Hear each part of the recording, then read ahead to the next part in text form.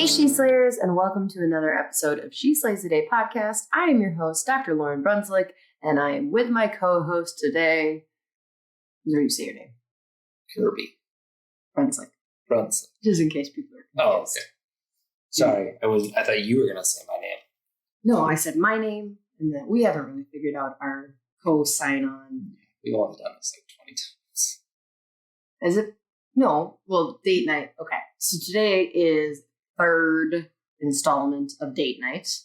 I feel like we need to go back and can we rename Mo and Tamara's date night number 1? It's already got a pre-thing because it was episode 100. So it was like episode 100. And then like all caps. And then like also date night. Also Mo and Tamara. Touching. No.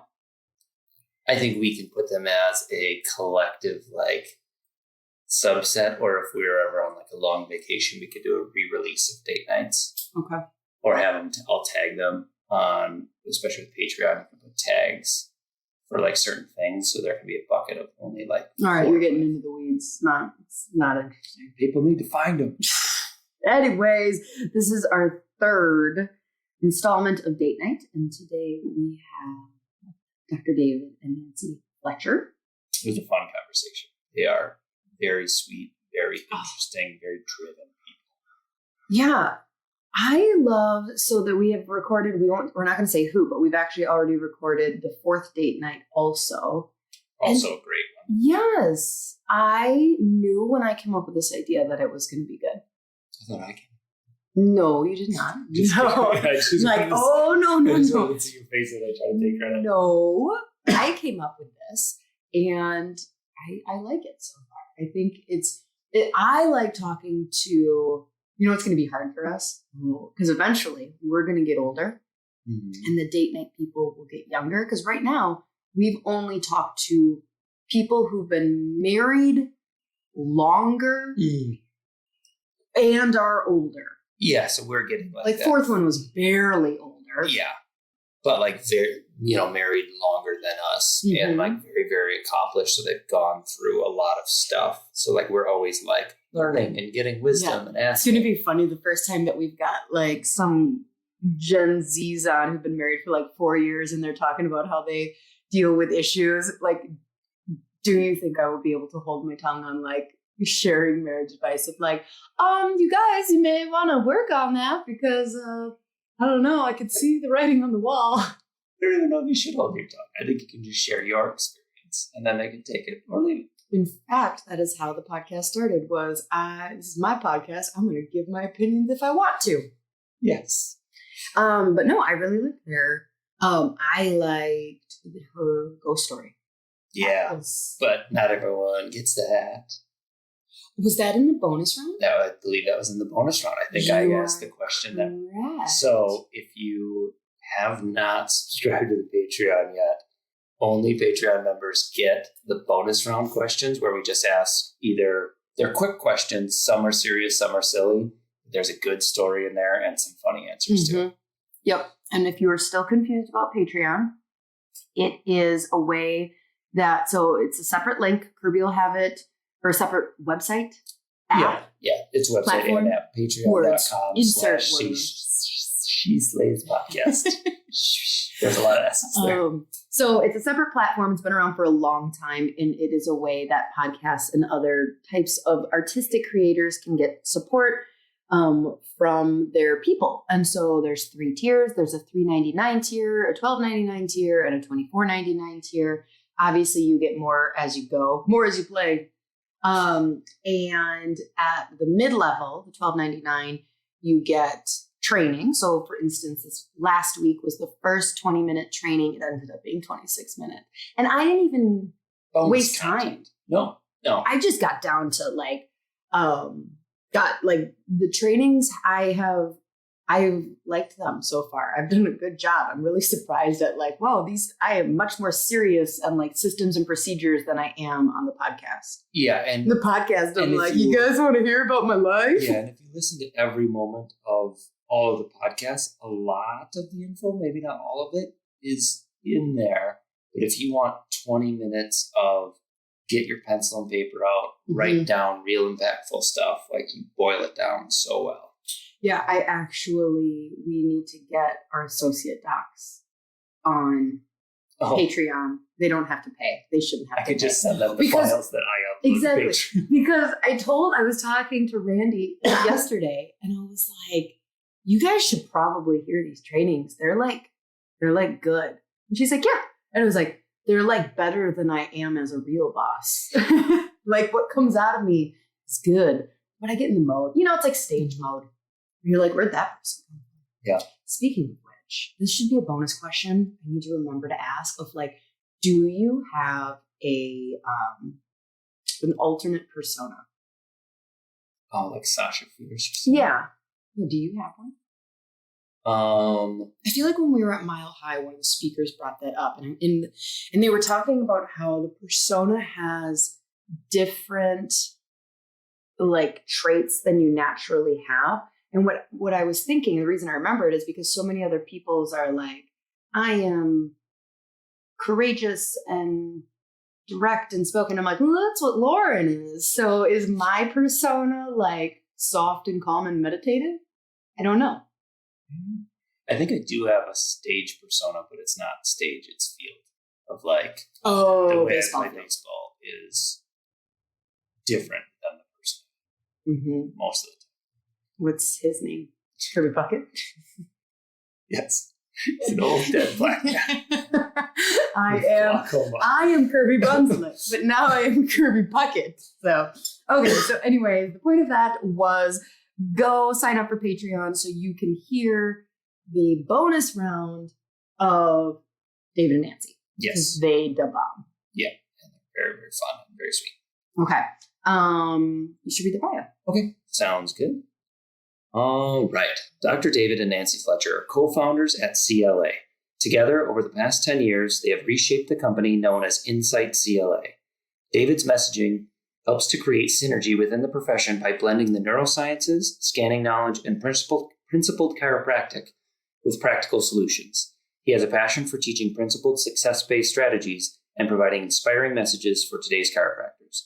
Nancy brings a formal leadership experience in education and healthcare administration to keep the team at CLA focused on being recognized as the epicenter of the neurological scanning movement. They're really cool. Yeah, they're really cool. Just the fact that it's not, and I find this with a lot of, every couple we've talked to, there is like this, you'd think in the standard of society, like, oh, I know the guy who leads the ship and she's probably emotionally supporting or whatever, but like she is brilliant and has a ton of experience and like behind the scenes working. Like it's not just like, oh, now I raise the kids. Right. Yeah. Not that there's anything wrong with that, but it is, very interesting. My favorite part that you actually will get access to, like in this episode, is the hotel story. Like that shit was mind blowing. Just mind blowing. Get it. Yeah. So listen until at least you get to that part. Okay. Well, let's pray and do it. All right. Dear God, thank you for this platform and this opportunity to share interesting conversations and experiences that hopefully impact people's lives. Thank you for the Fletchers, and thank you for guiding their hand on their experience and guiding so many other chiropractors and health practitioners to a greater understanding.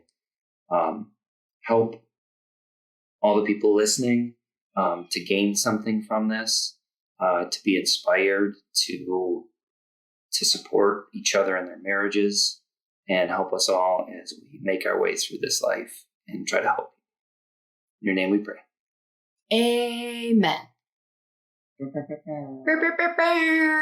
That's all Persian. Is that called something? That's not an air horn. It's like a DJ sound, right? It's like a DJ air horn thing. Like it's supposed to it's like you have an air horn button on your board. You know what I think would be cool? Them just coming up with this idea, and I think it might be the ADHD. It might not actually be a good idea, but it sounds like a good idea.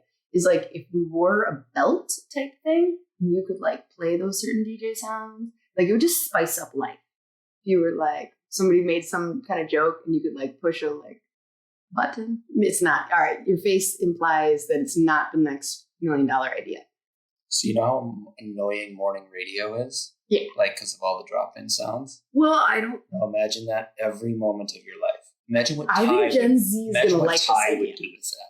I think Our Gen Z's daughter gonna would just be making fart sounds all the time.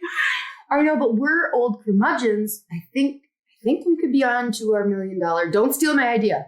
This is copyright. She slays. Copyright. She slays. Okay. All right. And now our conversation with Nancy and David Fletcher. Enjoy. I'd say that the chiropractic spouses are pretty unique. Yeah. Well, I actually think that's a really cool idea to do because we are a unique breed. Chiropractors are unique, but their spouses are really unique too because you inherit and deal with and manage and encourage a lot of different stuff that other people don't. Oh yeah, it's not, with chiropractors, they kind of self-chose the profession and the lifestyle and the weirdness that comes with it. I remember being on, when was it on like in our dating? Because, Kirby and I both grew up just like, air quotes here, normal family. Yeah. We got our vaccines, like, and when was it in our dating process? Because we met, I was a T1 at Northwestern and he was finishing up business school at Carlson School of Business in Minneapolis. And somewhere along the lines, I was like, yeah, no, I'm not going to vaccinate my children. And he was like, I don't remember you being appalled. I'm a researcher and a bit of anti-authoritarian. So like, as soon as they started looking into things, I was like, oh, this is going to work great for me. But so yeah, there were lots of little things where like, just to get like down and personal.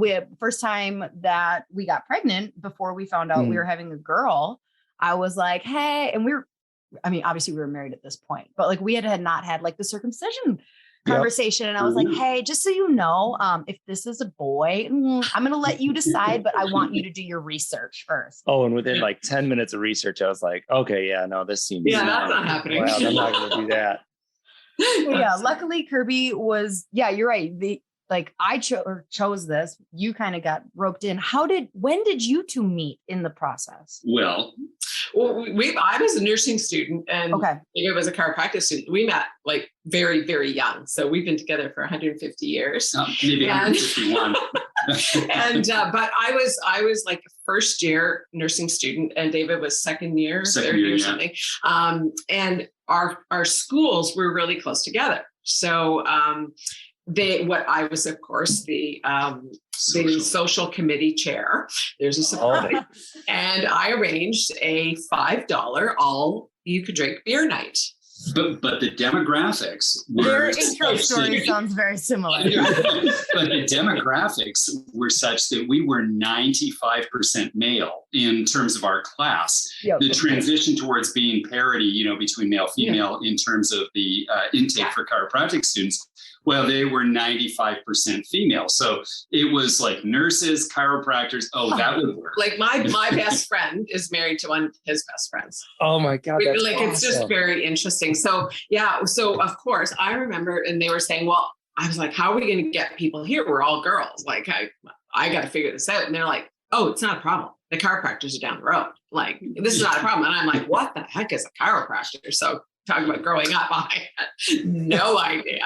And they went, I have no idea, but they're really good looking.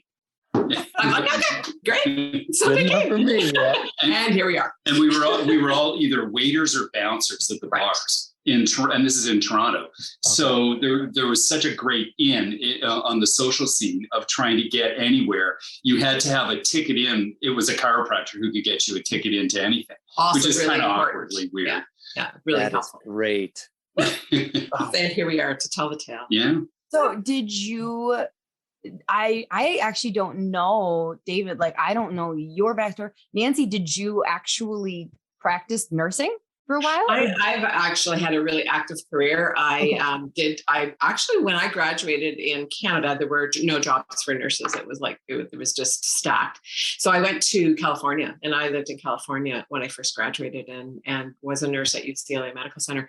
And then after that, then I went back and did a master's degree, came back to Canada, did a master's degree, and I taught nursing for a number of years. Oh, wow. Or I taught really in a health sciences faculty, where my focus and then my master's was really around education and leadership. So I've really had a very active career. I then went into hospital administration and have been on an executive team for the last 15 years at a senior level in a hospital system. Yeah. So that, and then COVID hit, and was really intense. I've done the last 2 years, I've spent a lot of time modeling, doing consulting. So I moved out of my executive role, but more into a consultant role around managing through COVID, which has been interesting. Yeah. And last year, about a year ago, I had enough and said, I can't talk about COVID one more minute of my life. And so I really have been in the last year doing CLA very, very much more on a more than full-time basis. Always in the background, always been very involved. Yeah, I was going to say you've always been involved. As we are, yeah, but much more so in the last year. Yeah, and so COVID has been great for CLA. Because we were, he got me. We were able to get a great hire for nothing. Yeah, here I am. Yeah, but we live to tell the tale. And I'll just add on that is that we started this conversation about how it's our choice as as being the chiropractors to enroll spouses. Mm-hmm. But what was so fascinating in my journey was my mother was a nurse. And so I grew up with this understanding that nursing is really, really a holistic approach. If there's anyone in the healthcare system who gets chiropractic, if they kind of peel back the fact that they work in medicine, it's nurses. And so the fact that you have the caring model that's associated with nursing, touching into the vitalistic model, which is chiropractic. We really had a value set that worked perfectly together when we were bringing up kids. It was so easy. And never been, yeah, and kind of like you, Kirby, I'm like open-minded, and I like this.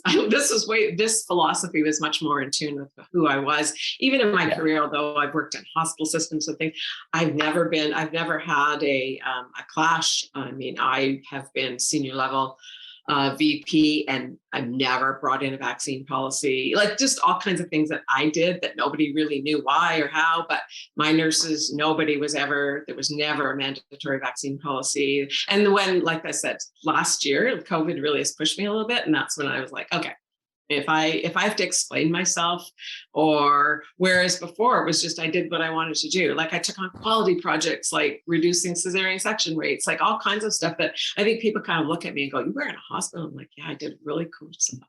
Like I brought in a midwifery unit that was like, it's nationwide renowned, amazing stuff. But I could do that, like slide in my value sets. I had babies at home. I didn't have babies in a hospital, but some people want to have a midwife in the hospital. Great. We got it for you. And so there's stuff like that. And I think, at face value, sometimes you hear what someone does and you judge. And a little bit that happens with my role in chiropractic. People kind of, oh yeah, you're a nurse. Oh, you work in a hospital. And I'm thinking, yeah, but I did some really cool stuff. I'm like, give me 5 minutes. We'll talk about it. So, right. Well, I think some, like I've had a lot, like Christy Hudson is the first name that's popping up, but like there's like multiple others that are not chiropractors that are like advocating the hell for chiropractors.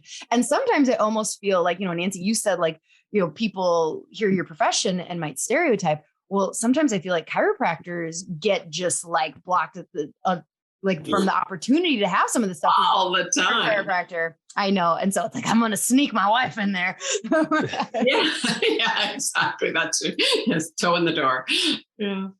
So you two really had have always had separate separate, strong careers. Yes, very much. While raising children. And this is something that is unique. I can't tell you the number of times that I've gotten on a call with a woman and then we're like, okay, and then what happened when kids came along? And this is no judgment at all, but then the female chiropractor goes, well, then I really stayed at home and helped. And I was like, so I've been wanting to talk to someone where it's like, how did this work? We perfectly. We actually never struggled. It was between the two of us. It was really important. A lot of people are like, did you work in the office?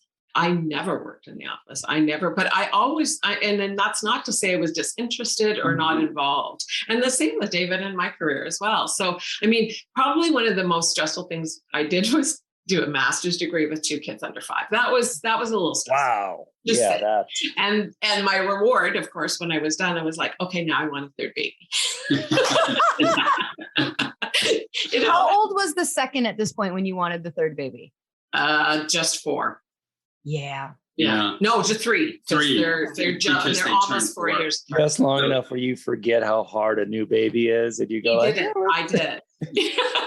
But you know what was so fascinating in that same era, and it was all about putting it together. We made the decision that if we were going to have this super career modeling that we loved, it wasn't to try and prove anything, we just loved doing it, is that it had to have a level of organizational behaviors built into it. And so we really embraced this whole, at that time it was referred to as practice management, but this whole idea of having an organized business. And, our practice, I always refer to it as our practice because Nancy was so involved in at least supporting me through it, it turned out to be one of the largest practices in Canada, if not the largest, because it was still there. And so we live right in the center of a huge, urban city. And so there's lots of things to do and everything else. And we never gave up anything, but it all began with this sort of organizational behavior. And I don't want to make it sound like it was, some type of mechanistic approach. It was just that if we wanted a life, we didn't want to be overwhelmed with the smaller details. Mm-hmm. And, and I was thinking back to when our third was being discussed. Mm-hmm. I would travel a lot. I was doing a lot of rock climbing, a lot of mountaineering at the time. And I open up my pack and I'm at the top of Kilimanjaro. And there's this little note from Nancy that says, "So are you ready for number 3?" Now that you've got that was top of the mountain. That was my top of the mountain moment. Okay, you've had your fun now. He's got no cell phone reception. He's like, does this mean you are pregnant or you want to get pregnant? Exactly. Damn it. No. So he actually said the part of the reality about this is David, he comes back and goes, yeah, okay, you have a month. Figure it out. You got 1 month to make this work. And I got pregnant. So there you go. It's all as well. So David, you both had one of the most successful and largest practices in Canada, you said? Yeah. How did you not talk her out of as soon as we got as soon as Blue Hills Chiropractic got to this level where I was like, oh, this is a thing. Kirby, we were spending all this time talking, as I'm sure you were, your dinner talk. And I do want to talk, somebody remember to talk about boundaries later. But it just became so okay, this, you need to come over here. It was somewhat of a natural transition because the things that she needed help with, I could do.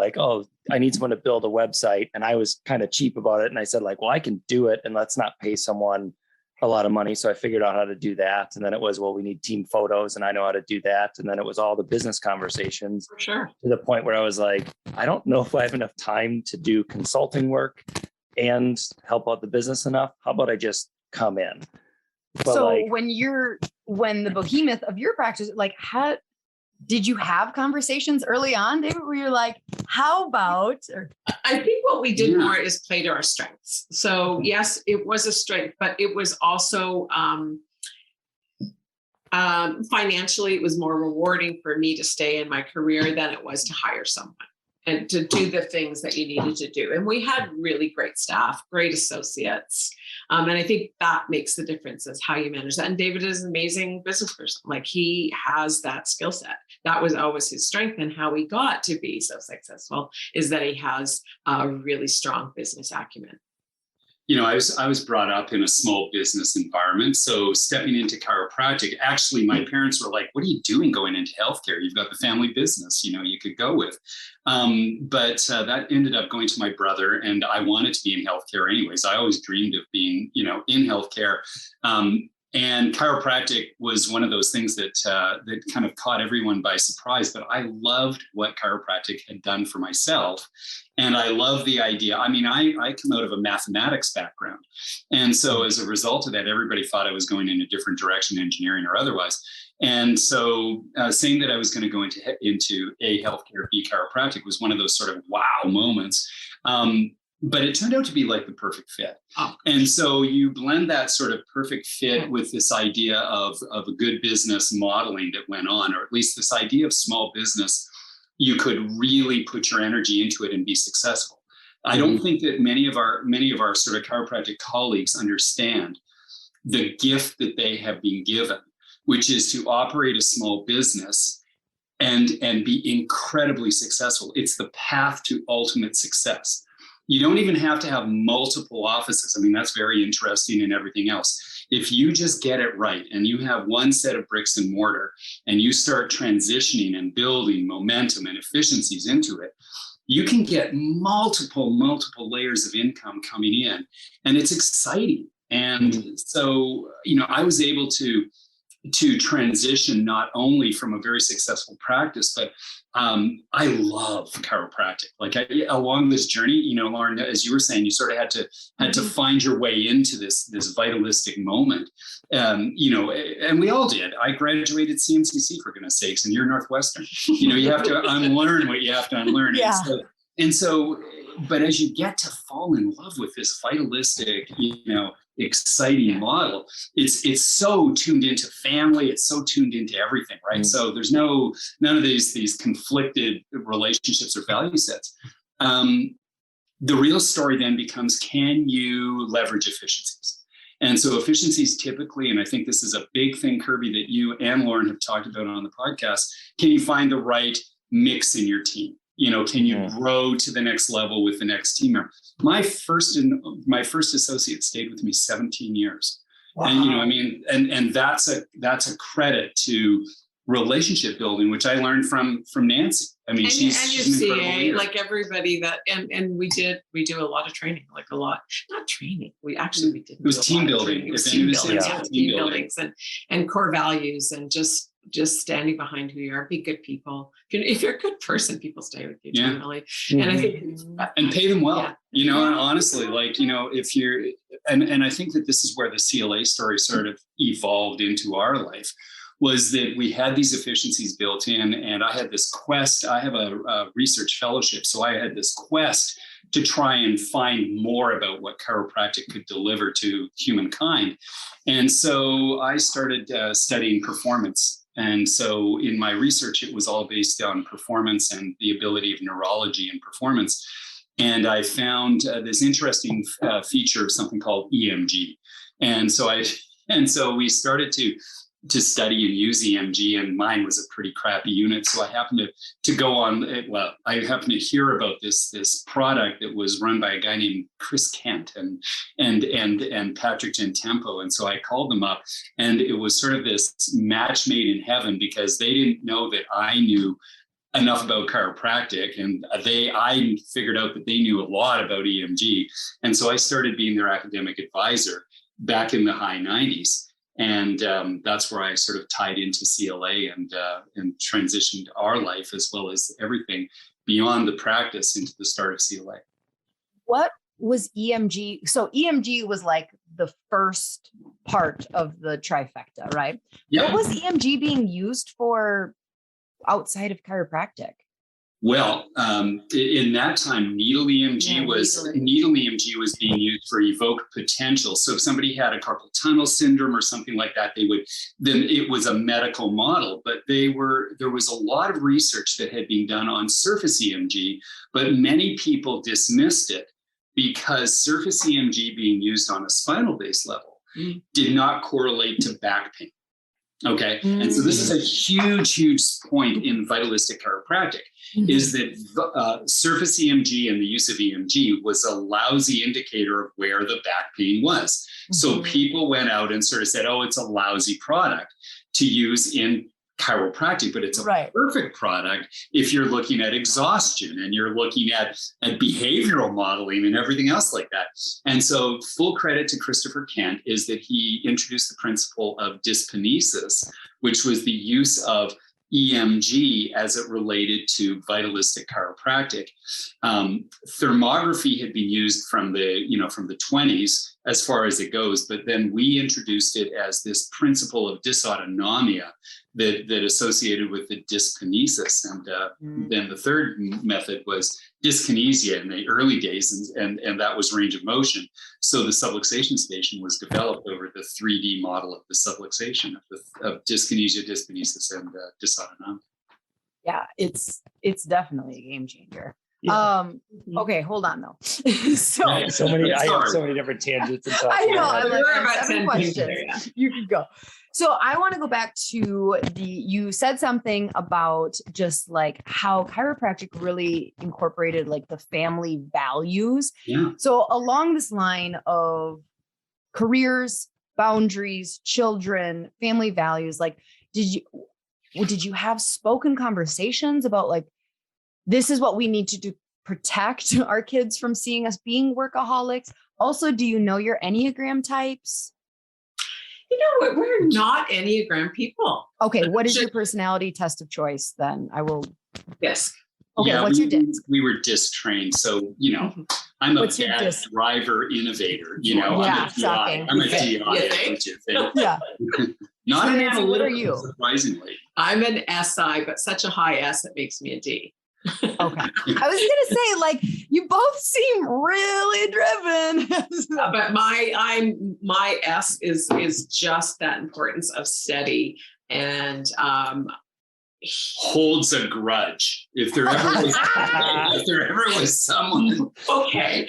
More important, what he isn't saying and what none of the personality type is, mostly this is a very hyperactive ADD person here who loves to do 14,000 things, starts 1,800 things. Well, that's where my question was like, how did he not be like, hey, okay, so those 6 ideas I started last month, I got another one. Can you come help with those other 6 so I can start this new one?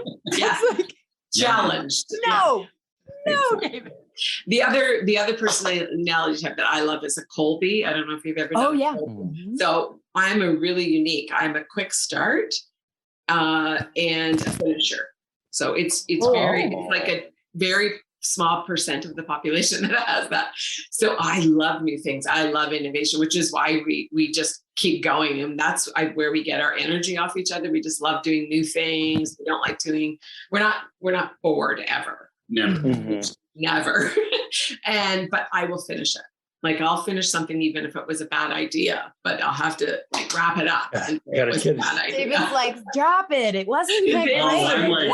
I'm pulling whatever hair I have left out going, please, can we move on to the really important thing, which is this unicorn idea with shiny baubles over here. The newest thing.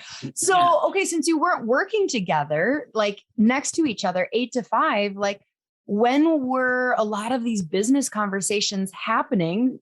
Because we're early risers. I think that helps. So we do. And a lot of it was outside of kids. Like, our kids they know, I think children of chiropractors know that it's a 24/7 piece. It's what we do. Because it's not only what you do, it's what you think and it's what you are.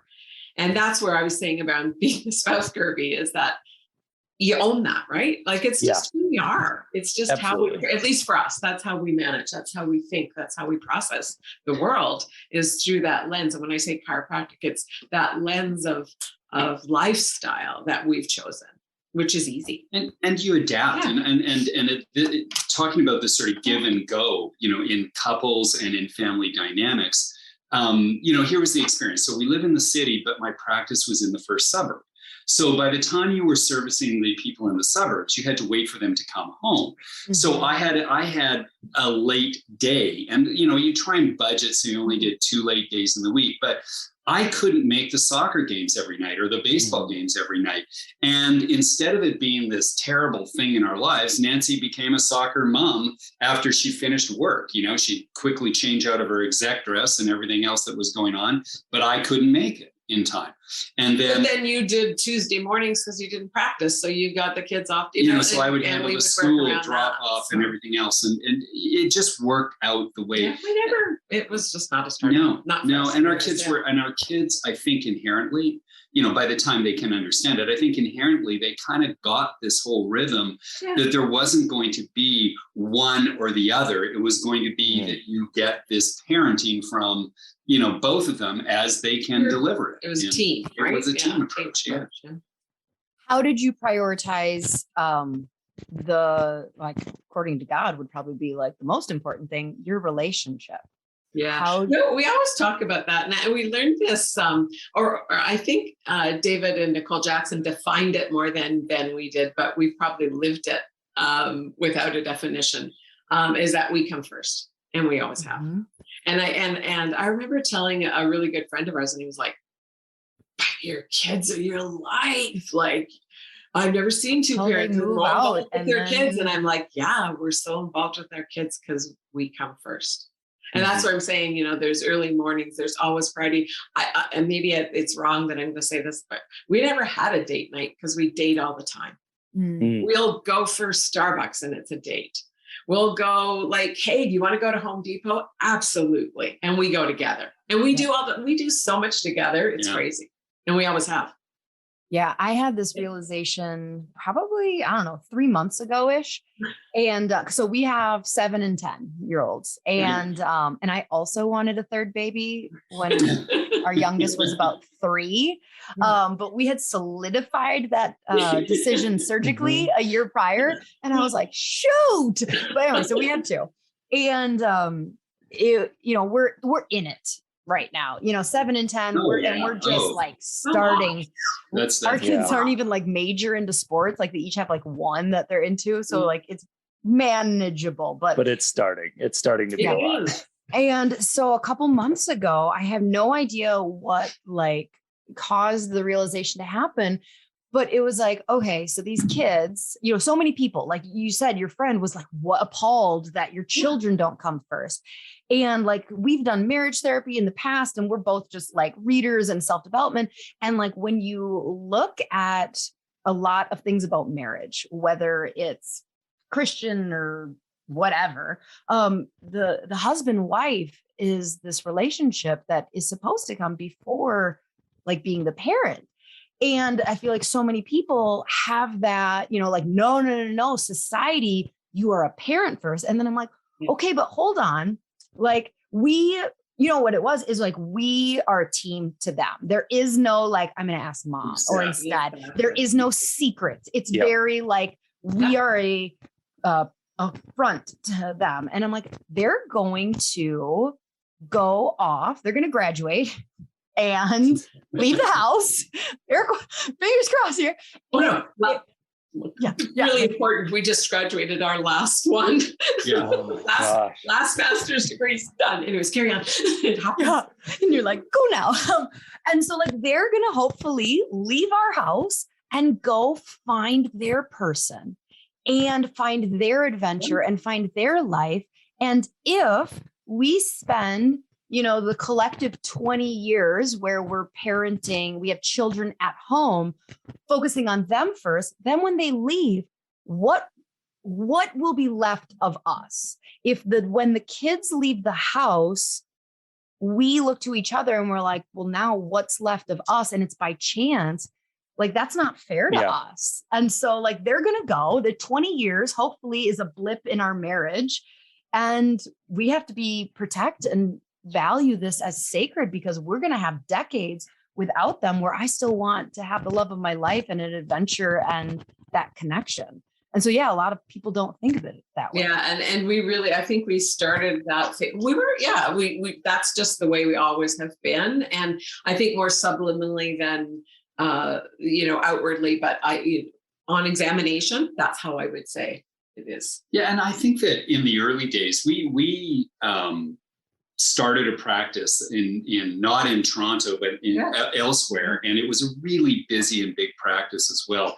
And so I kind of got that noise of trying to fail before you get successful out of the way. And it was sort of an interesting thing, because I know many people sort of authentic, or at least origin story is that, I failed and then I found nirvana. I was successful from the moment I hung my first David Fletcher on the door. It was just, I didn't get into this to fail.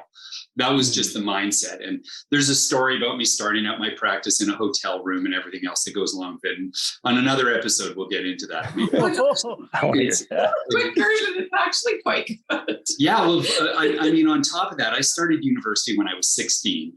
And I was a bit of a prodigy. And as a result of that, by the time I graduated chiropractic school, I was only 22. And I probably looked 14. And so I started up in a town of 3,500. Just decided my car actually broke down there. And I thought, well, this is a good place to start. And so I ended up in the middle of central Alberta, which is kind of like middle Montana, where there's nobody else. Yeah, you two are married at this point, or still dating? No, we were together. We were together, but she's in UCLA. She's in UCLA. Okay. Oh, wow. Okay. Yeah, actually. And so he brought me back again. Yeah, I coerced her to move to Cowtown. And so anyhow, so I go there, and it's in the middle of an oil boom. And it's only a town of 3,500, and there is not any leasable space, but they're building a space for a bank. And so I sign a lease for the second floor, but I have like 3 months to kill before it's going to happen. I thought, well, I'm not going to sit around and broke in my own car, apparently. So I went to the Lakeview Motel, and the Lakeview Motel had two stories. So I was room 217 on a walk up. And of course, this is the defining moment of where you kind of go, you go to the manager and say, can you rent a hotel room by the hour? And they're like, oh yeah, what do you want in here? Anyhow, so I negotiate with them, and I start going out, and it's the old Parker whip out cards. So I had a bunch of cards done. And so I just was, handing out cards around town, business cards, I should say. And so I ended up getting really busy. I don't know why, but I ended up getting really busy, like so busy I needed a CA. And so my first CA was the front desk. And we were overwhelming this entirely crappy hotel. If you ever see Ozark, the show, they have that crappy hotel. That's it. That's it. Exactly. So I'm on the second floor. Except you were on the second floor. How did people? Everything. So here was my unique idea. I said, okay, well, I need some type of control. And so I got a deck of cards, and I put them in different suits. So I'd go clubs, diamonds, spades, and hearts, and I'd go ace high. And so when somebody walked in and said, I'm looking for the chiropractor, I'd have my front desk CA, who was the receptionist on the call, hand them one of the playing cards, and you say, walk out to room 217. And many of them would bring a lawn chair and stick the lawn chair up in the hall. So the whole hall would be my waiting room. And I would walk out of the door. It was $20 a visit, and they throw $20 in the thing, and there was no record keeping. And so I'd walk out and go, Queen of Spades, and somebody hold up the Queen of Spades and walk in, throw the card down, and I'd go through a deck of cards a night in this experience that was going on here. So by the time I started 3 months later, I had a booming practice that was more probably than anything else a sideshow for what people wanted to get out of chiropractic, but it was a great start. And then it never turned away from there. Did you bring the deck of cards? No, but I hired somebody to have the play cards. I love that from the get-go. You were thinking like systems and literally procedures. started with 200 patients. Yeah, I opened the door with 200 visits a week just from this sort of knowledge. And we were, I remember in that very first practice, this was the mindset that was so important. Is I contacted by the way, at that time, a business loan from the bank was 24.5%. Okay, that inflation was running this is sort of topical now, but inflation was running right then at 17% and in North America. And so crazily, I remember calling up my insurance agent. I said, can I open 24 hours a day? I was just so driven by this idea that chiropractic was so special and that we had to do it. I was only in a town of 3,500, but it was like, well, what can I do to keep growing? And the guy goes, sure, go, whatever. I never went that route, but I just remember that mindset, which was about this idea that we had something so special that there was no reason to put a block in front of it. And I wasn't going to be the blocker. So if you could be there 24 hours, do it. And I know that, just sort of in a sort of closing thing is that there's this relationship of where chiropractic owes us something. And, we get into this of, well, I'm going to put barriers and blocks in front of it. And I didn't have much going on. I was in, a single guy in the middle of nowhere. So why not maximize your opportunities? And that's what we did. Yeah. And then I coerced her to move from LA to a town of 3,500. Now that's a lot of good salesmanship. Yeah, I was going to say, that's how I know you're a great salesman. The other funny thing about this town of 3,500, down the road, so maybe 10 miles, there were 30 chiropractors. And legend. So it wasn't like it was. And you're running out of a hotel room. Yeah. So it wasn't like there was nobody else. It was you provided the service that they needed with intention and purpose. And and I just offered a completely different energetic approach to it, and it was tonal, which is very interesting because I was not trained in tonal. But I went to Parker and I started listening, and I think I was one of the very first activator practitioners that was there. So there was a little bit of a distinction in terms of instrument. And then we applied instrument through more of an upper cervical tonal based model. Really good adjuster. And I was an exceptional adjuster, and it became this sort of thing of where people were like, well, I got to meet this guy. And it was just so much fun. Yeah. It was just so much fun. Yeah. So when you moved from LA to this small town, what did you do? Was there also a hospital there? Was there a college nearby? No, as it turns out, I moved and I went. There was an interview, what do you call that? A job posting I can't remember where it was. Anyways, it was at a community college for a teacher. I was 22 years old. But I'd had 2 years of experience in an ICU in California. And I interviewed for a professor role at a community college. And they hired me full time. And so I had this amazing job. Yeah. I worked actually, and we're hard workers. There's no doubt, there's no moss on us.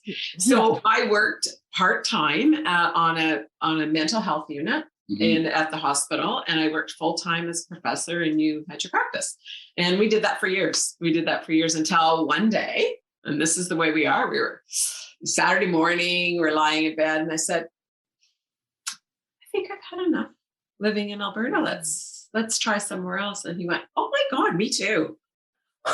And that was September. And by January 1st, we were on a beach in Fiji. We'd sold everything except my Porsche, which I kept my Porsche. Good point. And we then took a year off. And we backpacked. We backpacked for a year. Like totally, like one backpack, nothing. Like we had this big house we bought. We built a house and all this stupid stuff. Anyways, we moved on, and that was it. And so then we ended up back in Toronto. And so we restarted here and blah, blah, blah. But I think that part of that sort of origin story that I was talking about is that we used that time to really discover who we were. And I think we knew each other through our early lives, but then we'd already had some experience working together. But I think that one of the things that became so evident, especially when you're backpacking and you're a traveler versus a tourist, and you start to really immerse yourself in the different cultures. We spent a lot of time in Southeast Asia and India. And the realities is that you got humbled by what you owned, not only in material things, but we were playing catch up at all times for these people that had nothing except that their spirituality and their ability to have grace in the face of of adversity taught us so much. Like we were so open at that particular stage. And so our principle of vitalism as being healers, and we really transitioned from being practitioners to healers at that time, really became this institutional model. And when I opened the practice in the Toronto area, it was again based upon the vitalism of chiropractic. And it wasn't imbued. We got Buddha heads all over our house here, but it wasn't, it wasn't some type of meditative experience. It was pure chiropractic, but there was this modeling that was so clear that we had something that could, what Stevenson always said was arouse innate. Well, innate was so better defined when we had a chance to study or at least immerse ourselves in these different cultures. And it was so easy to see the brilliance of chiropractic when you had been able to travel in these different cultures. That is so cool. And I mean, when you're in it, I can see how you fully immerse yourself in that. You are living that. You're kind of in that chill space. When you come back and you're starting this new practice and you're restarting your career, how do you hold on to that magic? Like, do you have like a daily practice? There's a lot of the ADD part over here. Like when we were traveling, he was like, we gotta get home. Like, cause he wanted to see, and I kept saying, because he's coming up with ideas while he's over there. Oh, yeah. Oh, you got it. You can see you're sparkling there. Yeah. You can relate, right? But we did, there were lots of times where I was like, no, we're not going back yet. Just chill. And then when we did come back, we were like, ooh, it's reality. Okay, back at it, but it's different. Yeah. So it's really hard to maintain that. And I think you have to, that's the reality of travel, period. And certainly of travel versus tourism is, what it's like even when you go on a quick vacation, you come back and it's like, oh, okay. We went to Thailand and Malaysia for 2 weeks. And I remember it's kind of a melodramatic or no, it's not overreactive. I had like a small meltdown in Target the week after because I was just like, oh my gosh, it's just so much stuff. And people are just buying their couch cushions and their candles. And, you're just like, whoa, yeah, it's crazy. Very true. Well, I know that you had on the podcast Stu Bittman, and Stu and I met on a mission trip with Sigafus. So there was Stu and Sigafus. Wow. And I got to know Stu, but especially Sig for many, many years. He and I knew each other. And you go on these mission trips. This was the original Panama trip that was there. And you're seeing hundreds and hundreds of people a day, an hour. And you walk back out of that experience back into your practice, which you think is pretty solid in vitalism. And you walk back into Target, as you said, and it's overwhelming. It's just this sort of bizarre, what am I on this planet for? But you get it together. You start to realize that there is a path and a purpose for you having, your family dynamics and your home dynamics and your practice dynamics. That's our journey. There's a different journey for the folks that were in Thailand or in Target or otherwise, and I think this is where this notion of knowing know thyself principle is so critical if you're going to be in practice for a lifetime. I think it's as exciting to go through these transitions of where you go from, not being trapped in practice, where you get an associate, and that's the next transition, where you go and do a side hustle if you want. And, that's your next transition. And don't feel trapped with it, because you're always going to be a chiropractor if you understand the principles. Whether you choose to be a practicing chiropractor or not, that's a different model. But chiropractic is infused in your DNA, which is your family values. It's a way of life. It's not a profession alone. And that's how we see it. Kind of to transition this, like coming home from Thailand experience into what you two likely see. You mentor a ton of chiropractors. You likely see this oh shit / aha moment on repeat when you have an existing chiropractor who's been in practice a year, 10 years, whatever, buys an Insight scanner. Yeah. And now they're like, I'm seeing 200, 300, 400 people a week without having, on whatever, is it the mechanistic or whatever model. And now I'm trying to incorporate this. And it's not as easy as it hurts here, the problem's here, 6 adjustments, and then you'll be fixed. How do you help chiropractors make that transition? Because it's hard when you because I am one who had I didn't incorporate it until we were seeing like 350 a week. Now, granted, we bumped up to like 550 a week, but that transition was one of the hardest things I've ever had to do, because you come into this thing that's working, like air quotes working, you're making a ton of money, but you're like, it doesn't match what I want to do. Yeah, I think that I'll start this, but I think Nancy has a really great perspective on it, because it's really about not even chiropractic, it's about leadership. And it's about leading your own personal life model. The reason that people go from being very mechanistic and successful towards an insight is that there is something missing in their psyche soma that is missing in why they want to be a chiropractor. Whether they can say it or not, or whether they acknowledge it or not, they just know at that sort of DNA level that they don't want to be the same person they are for the rest of their lives. And so we sort of put that transitional comment in. I sort of coined this principle of going from a spine first to a nerve first approach. And the minute that you sort of open that transition, you make it easy for them. And I've always said that you don't have to give up anything. You have to be a parent to these people, is that you don't have to give up anything. You just have to open your mind to how this glove in hand relationship between the spine and the nervous system was always there anyways. It was just your focus was on the spine. You just missed the opportunity to look at the nervous system.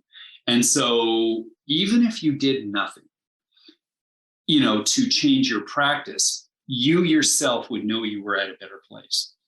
And I think that for some of these people that are busy and trying to transition through it, and I think that that's when I said the leadership comes in, is that when you finally figure out that you don't have to give up anything to get where you want to go in life, then you get to lead yourself. Is that pretty accurate? Yeah. I think we have Lauren, your example is someone who is already very successful in practice, but wants to shift, or makes the decision to add technology into their practice, an exam technology. And what we've recently done, and we've really spent the last 3 months really looking at a redesign on our website to reflect out the way we see our clients, because we've done a really deep dive into who are our clients, who's your ideal client, those kinds of things. But what we ended up doing is we've created personas. So we have the student persona, because we are present in a number of different schools that are using our scanning technology. So we have a student persona. Soon to be Northwestern. Working on it. And then they're slow adapters. Yeah.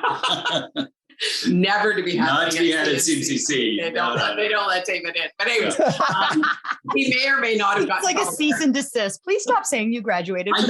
I used to teach there, and they kind of put a cease and desist on me. They will not allow David Fletcher in the building. Anyway, which is a proud moment, and that's the weird thing about chiropractors. We get really proud about weird shit, like not being allowed in places.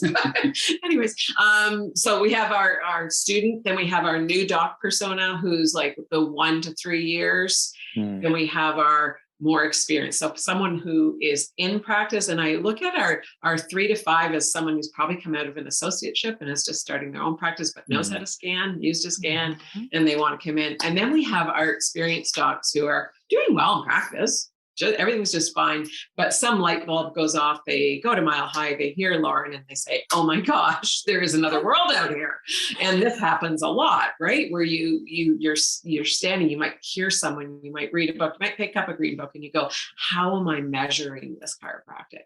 And they find the insight. So we've really geared our website and our thinking to helping each one of those personas say, how am I going to use the technology to allow me to be a nerve first chiropractor versus a spine first chiropractor? If I could simplify it just in my words. Well, and that brings up, I thought you did a great job. I think that the other thing that you start to learn is that when you get to know what your strengths are, either in business or otherwise. I remember my brother running the family business said, I made more money by saying no than by saying yes.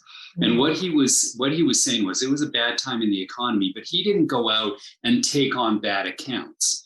He only focused on the right accounts. And so he made more money by not trying to chase bad debt and the rest of it. We have a very huge open door policy. We want chiropractic. Like the thing about CLA is that it's more a mission model than it is about selling a piece of hardware or technology. We really believe, and this is what drives us, is that people who look deeper into the nervous system make better chiropractors, to put it simple, and that changes the world to a better place. So that's what drives us. But we also, put a little bit of a barrier up and said, you have to love it, this idea of chiropractic. So we've never stepped away from the subluxation centered model. Sure, we could go and tell people that you can use the insight for rehab, or you could use the insight for doing mechanistic practice. You just have to think it this way, whatever. We don't do that. I mean, some people try to use it and they get frustrated that way. They get frustrated. Yeah. They do. Because everything in our software, everything in our dialogue is subluxation centered. And so we really, and that's what I'm getting at, we just don't cater to chiropractic. We cater to the group of chiropractors who want to change towards, a lifestyle model. And that's why so many of the highest producing chiropractors are the ones who are vitalistic and they use the insight. Yeah, it's not, I get messages pretty much anytime I show something about scans or whatever on social, I'll get 2 to 6 messages, from people just being like, yeah, I'm really, really interested. Tell me more. Or like, there's usually like one that's like, well, how will that work? Like if I am, doing like this, and I just have to be honest. I'll be like, yeah, if your treatment plan is 3 times a week for or 3 times a week for 1 week, 2 times a week for 1 week, 1 time a week for 1 week, then once a month from there is not going to work. And it's my favorite thing for you in your current model is you're right. It's not like, well, you could use it this way. It's like, it forces you to level up. Yes. It forces you. I like that. You can not stay where you're at and dip your pinky toe in the water of being a vitalistic chiropractor, a subluxation-based chiropractor. You don't get to. It's not a magic trick. It's not a bait and switch. It is science. And we all know, like, even within modern or Western medicine, is like, the body sometimes doesn't do what you want it to do. And we don't like that, because then we take that as chiropractors of like, but I adjusted them 6 times. I need the body to show that they're improving. And I go like, well, what if the body is trying to show you it's healing? And like, what if you just like switched the way that you were communicating this, but it's just like, that's not how I talk. It's like, well, what if you started? What if you started? There was a post on it. We have an Insight member forum. Just yesterday, David, I was reading it. Something that David had answered on the forum, and someone said, but their scan didn't. It isn't improving. And then David said, but what is improving? And what was your timeline? And I know you want it to be not red, but it doesn't work that way. And you just did it so gently. And the person actually retorted back and said, well, that's it. Well, yeah, it was what you were looking for. But, and sometimes you just have to have a mentor or a coach or whatever, a person say patience and use the technology to show you what it is that's happening over time. I think that there's sort of 2 foundational things that every chiropractor sort of touches on. And if you master them, it just makes life so much easier. And that is, you just get over the fact that you have to objectify every moment of what's going on in somebody else's life and purpose, and their body. And what I mean by that is you don't have all the answers. Is that there is a universal intelligence in all things that gives to it all of its actions and its properties, thereby maintaining it in existence. as in the major premise. I mean, that is so foundational that it's so important that everybody knows what that means. And it means that this is an incredible intelligent design, both mind and body. And so if you go in with the intent of being a good provider of an adjustment, by the term adjustment versus manipulation, and you add value, and you do what Stevenson said, which I mentioned already, which is to arouse or ignite this ability of the body to reorganize more effectively, then if you stand back and use technologies or use your hands or whatever it is that you're doing to objectify what's going on, you don't have to judge whether it's good or bad. It just is. And then you have to learn to use that knowledge that you have to then figure out how you can add more value to this progress or this momentum that is going on in this genius of a system. But it does begin with this idea that you have to work from the inside out, not the outside in, if you're going to be a chiropractor of conscience. It's really tough because we're trained to be underqualified medical doctors. That's what we're trained to be because we're really, really shitty at diagnosing disease compared to medics. We really are. They're way better at it because that's their paradigm. They have way better technologies. And so if you try and practice medicine as a chiropractor, you're going to come up against a very big glass ceiling or brick wall, one of the two. But if you practice chiropractic using technologies that show vitalistic measurement responsiveness within this genius of a body mind, then you're never out of sync with it. You just acknowledge it. And if you just sort of put yourself and go, my gosh, this is just a brilliant response. Look at all the activity, like on an EMG. You know, you go in the first 12 visits of somebody and it, you know, it looks worse. You know, there's a lot more color and activity. And it's like, well, no kidding. You just woke up the system dormant for a long time. Good for you. And the medical model says, oh, red is bad. Now you've caused problems. It's like, no, you're doing okay. This is good. Give it time. Give it time. Mm-hmm. And sure enough, in time, it just becomes perfection. That's how we go.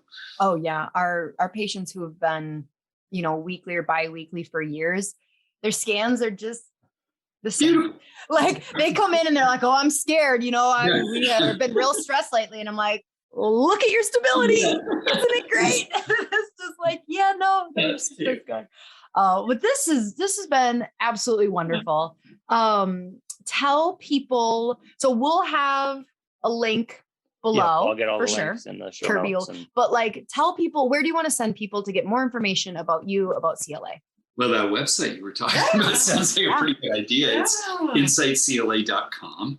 And, you know, I think that people really are, let me put it this way. I think that in sort of a closing moment here, there's a lot of distractions in being a chiropractor. And what I mean by that is that, you know, sometimes you have to be a dancing clown on Instagram and try and do a reel that makes sense. And then in the next moment, you have to put on the serious hat for the same person who came in looking at the dancing clown. You have to be this one who's going, no, like I'm the real deal. And I'm going to talk to you about the health of your kid.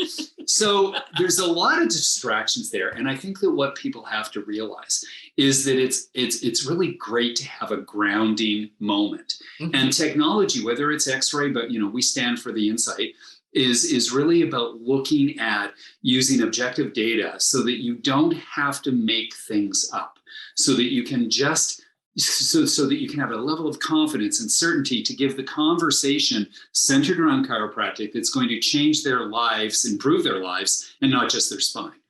And so I invite everybody to dip their toe in to this whole message about being a chiropractor of conscience when it comes to looking at the innate responsiveness through the nervous system. And Lauren, you mentioned this dipping your toe in to the water of vitalism. It's a little awkward. There's a statement that I always enjoy using in some of my lectures, and it says, it's by Alan Watts, who was a great counterculturalist in the 60s. And he said, you can't get wet from the word water. You know, you can't just talk about things. You got to go in and get wet. You have to get baptized into this. And I think that people using the insight really allow themselves to get that baptism by understanding that there is something more that's going on in this process. So I invite everybody to just open their minds up and try and see if they have it in them to look deeper. Nancy, any parting words from you? No, really love just it's really fun to actually see you on video, which is really fun, and I'd love to go for dinner sometime. Let's do that. Are you going to be speaking anywhere, either of you, in the upcoming year? I think you're. Yeah, no, I've got. I'm at Life. I'm at Life Vision, and I'm probably coming to the Midwest somewhere. Oh, I'm doing Wisconsin. I'm doing the CSW in Wisconsin. In October? I'm the headliner at that. So well, I'll be getting my CE, so let's plan. Yes. Yes. I might have to come. Yes, that would be yes, you have to go. The Dells, right? Thank you. Yeah, in the Dells. It's a hoot. It really Tony nice Evil loves the Dells. He does. The Kalahari. I believe me, I'm familiar with it. Well, keep posting pictures of your trips and your kids, and Kirby, of you. I always enjoy following along with you and listening to your podcast. So thank you for inviting us. Yes, thank you. Thank you for being here. All right, She Slayers, click the link below. Come hang out with us in October. And until next week, bye.